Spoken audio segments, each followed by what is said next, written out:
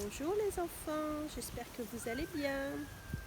Aujourd'hui, je vous lis une nouvelle histoire qui s'appelle Les bouteilles à la mer. On ferme sa bouche, on garde ses pensées dans la tête et on en parle après. Cric crac croc, l'histoire commence. Les bouteilles à la mer.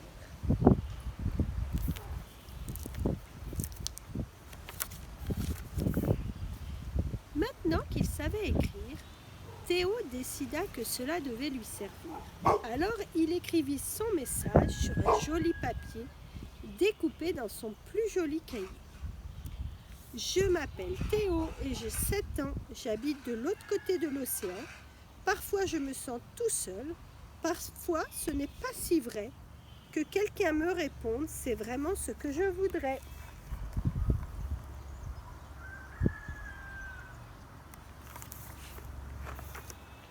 La mer est si grande et mon message si petit, pensa-t-il en roulant le morceau de papier dans une bouteille de verre. Il la ferma avec un bouchon de liège et de toutes ses forces lança la bouteille loin, loin, le plus loin qu'il put.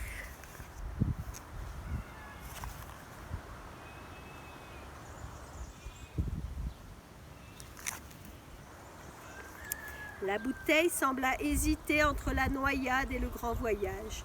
Elle piqua du nez d'abord, puis enfin redressa la tête. Voilà, elle était prête à affronter les vagues, leurs creux, leurs crêtes, le calme plat, comme les plus grandes tempêtes. Elle y arrivera, je le sais, décida l'enfant, sans réussir à détacher ses yeux de l'océan.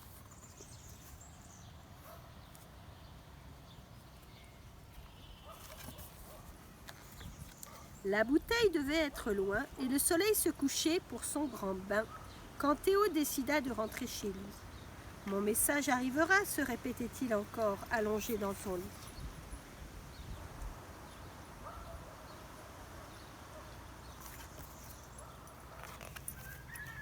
Le lendemain, Théo revint sur la plage. Bien entendu, il ne chercha pas sa bouteille et son message. Il devait voguer plus loin que l'horizon. À présent, à des kilomètres qui se mesuraient par 100 et 100 et 100. Le garçon décida qu'il faudrait compter 2 ou 3 jours, peut-être 4 ou 5 pour qu'elle arrive. Il ne savait pas trop où exactement. 3 ou 4 encore pour que quelqu'un la trouve. Allez, peut-être 5 ou 6, qui sait ?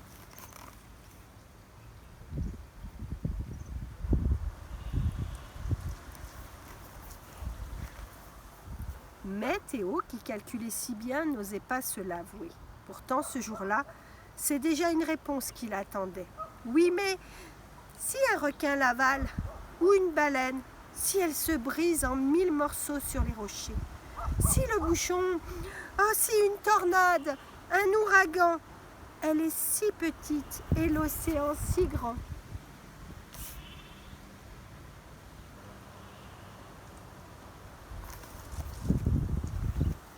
Ce soir-là, dans son lit, Théo eut toutes les peines à trouver le sommeil.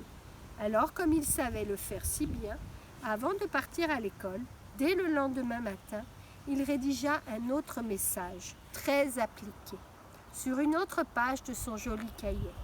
Dans une autre bouteille en verre, il glissa le papier, enfonça le bouchon, et de toutes ses forces, comme la première, l'envoya elle aussi voyager. C'est moi qui ai déjà écrit, Théo, celui qui vit de l'autre côté de l'océan.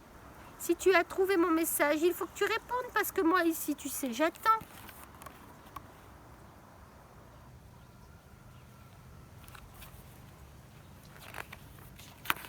Mais c'est si long d'attendre face au grand océan. C'est pire encore quand on n'a que 7 ans. Quand le vent se levait, Théo pensait que ce n'était pour se moquer que les vagues de ses messages n'avaient fait qu'une bouchée. Pourtant, chaque jour, Théo revenait et il attendait patiemment, chaque jour, inlassablement.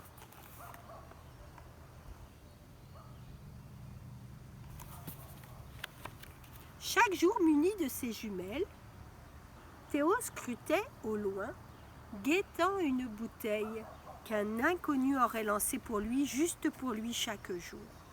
Mais il n'y avait à l'horizon que l'écume des soirs des nuages moutons qui parfois viraient noirs, des vagues qui sans cesse recommençaient, chargées d'algues mais de bouteilles jamais.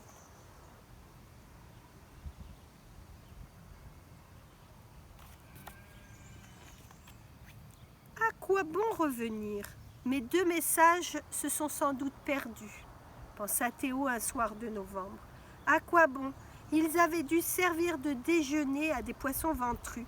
C'était peut-être idiot d'attendre.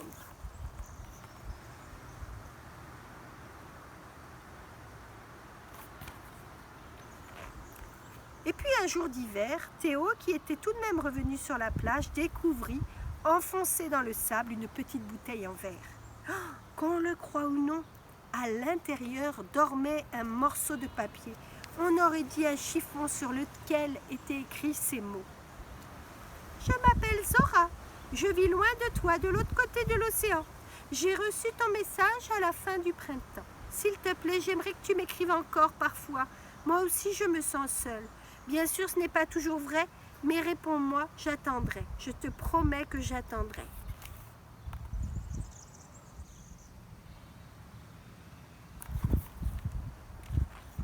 Le plus grand sourire du monde éclata sur le visage du garçon, un éclat de joie plus grand que l'océan et même que l'horizon. On lui avait écrit. Et ce jour-là, Théo poussa un cri qui aurait pu traverser la mer sans même besoin d'une bouteille en verre. « Zora! Zora !»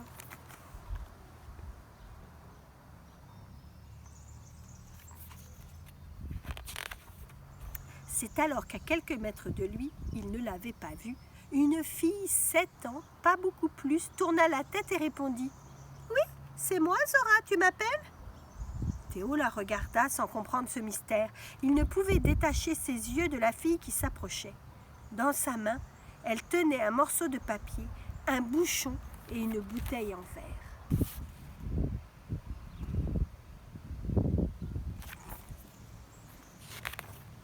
Elle aussi, elle l'observait.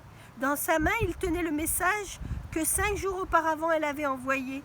« C'est toi qui m'as écrit ?» demanda Zora. « Oui. Et tu m'as répondu ?» fit Théo. « J'allais t'envoyer un autre message, je l'ai préparé aujourd'hui. On pourrait le lire ensemble avant qu'il ne fasse nuit. »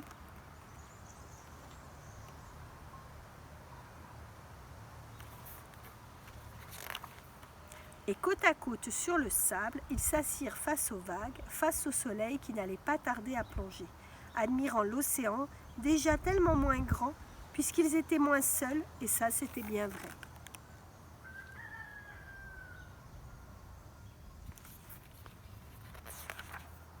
On dit que même le vent arrêta de souffler.